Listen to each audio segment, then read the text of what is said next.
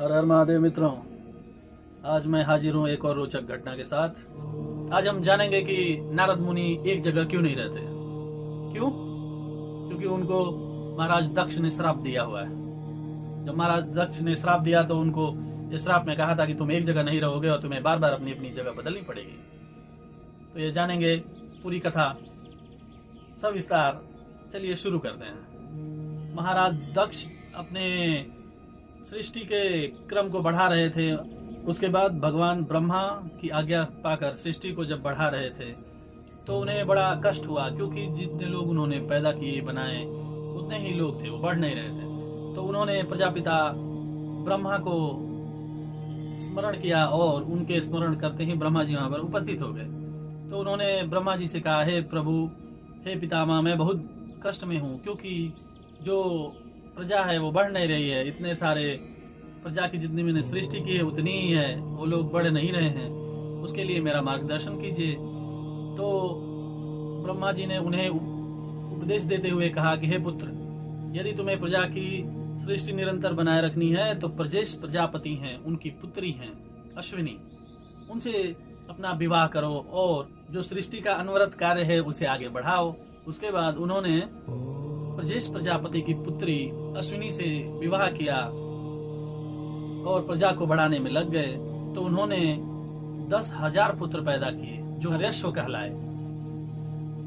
तदनुसार उनको उन्होंने उपदेश दिया कि तुम लोग प्रजा पालन में, प्रजा की उत्पत्ति में अपने आप को लगाओ। पिता की आज्ञा पाकर सभी लोग जितने भी पुत्र थे पश्चिम दिशा की तरफ गए और वहां पर तपस्या करने लगे।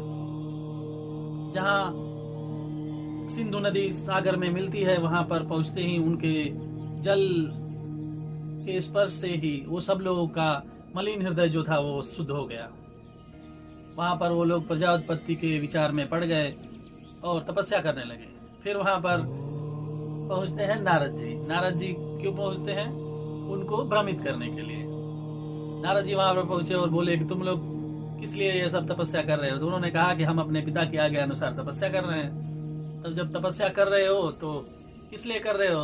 तो हम लोग को प्रजा का पालन करना है और प्रजा को बढ़ाना है, इसलिए हम लोग तपस्या कर रहे हैं।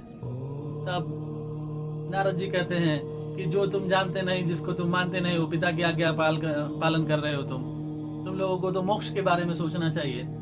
तब मोक्ष के बारे में सोचने के बाद उन्होंने उनको ज्ञान दे दिया और वो लोग धर्म भ्रमित हो गए।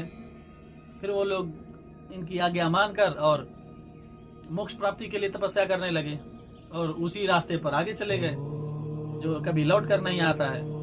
जब प्रजापति दक्ष को ये बात पता चली है कि उनके पुत्र निर्माण के मार्ग पर आगे जा चुके हैं तो बड़े दुखी हो गए कि मैंने उनको प्रजा की उत्पत्ति के लिए भेजा था और वो लोग निर्माण के मार्ग पर चले गए। जब यह बात दक्ष प्रजापति को पता चली कि उनके 10,000 पुत्र निर्माण के मार्ग पर चले गए नारद मुनि के ज्ञान के बाद, तो बड़े दुखी हुए, क्योंकि बड़े पुत्र थे सारे। उनको दुख हुआ कि क्यों नारद ने उनको ऐसी दीक्षा दी, क्योंकि उन पर 3 ऋण थे। उनको चुकाए बिना वो लोग निर्माण के मार्ग पर चले गए, जो कि किसी को जाना नहीं चाहिए सनातन धर्म में। समय बीतता गया, उसके बाद 1,000 पुत्र पैदा हुए प्रजापति दक्ष के, और वो सब सबलाश्व कहलाए हैं। उनको भी सृष्टि की उत्पत्ति के लिए प्रजापति दक्ष ने अग्रेसित किया। तत्पश्चात वो लोग पश्चिम दिशा में वहीं पर गए, नारायण सरोवर के पास, जहां पर सिंधु नदी मिलती है सागर में, जो आज के डेट में पाकिस्तान का हिस्सा है, कभी वो भारत का हिस्सा था। खैर उस पर बात बाद में करेंगे। जब वो लोग प्रजा की उत्पत्ति में लग गए, उसके लिए उन्होंने तपस्या की। वहां पर भी नारद जी पहुंच गए। नारद जी ने फिर वही बात कही, तुम लोग पिता की आज्ञा मानकर ये सब कर रहे हो, तुम लोग रजोगुण जानते हो बस, बाकी तुमको कुछ पता नहीं है। तुमको भी मोक्ष के लिए तपस्या करनी चाहिए। तुम लोग कहाँ ये सृष्टि की उत्पत्ति और जगत के विस्तार में पड़े हुए हो। वो सब लोग शुद्ध हृदय के लोग थे, वो लोग भी नारद जी के चक्र में पड़ गए हैं। उसके बाद वो लोग भी चले गए निर्माण के मार्ग पर अग्रेसित हो गए। इधर बात फिर पता चली दक्ष को। महाराज दक्ष आज आग बबूला हो गए, एकदम क्रोधित हो गए। वो तब से सोच रहे हैं कि मेरे 10,000 पुत्र उनकी आज्ञा से चले गए निर्माण के मार्ग पर। अब 1,000 पुत्र जो थे सावलश वो भी चले गए। अब इस सृष्टि की उत्पत्ति होगी कैसे? अभी महात्मा जी ब्रह्मा जी ने कहा था कि सृष्टि की उत्पत्ति करो और प्रसार करो, इनको बढ़ाओ, और ये इन्हीं के पुत्र हैं, वो सबको निर्वाण के मार्ग पर भेज दे रहे हैं। उसी समय संयोग बस नारद जी वहां पर पहुंच गए। उनको देखते ही आग बबूला हो गए।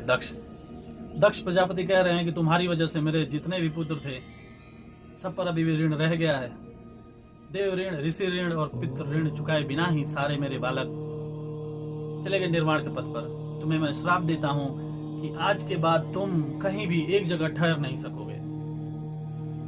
तुम्हारा कोई भी निश्चित स्थान नहीं होगा और तुमको हर जगह अलग अलग जगहों पर विचरना होगा।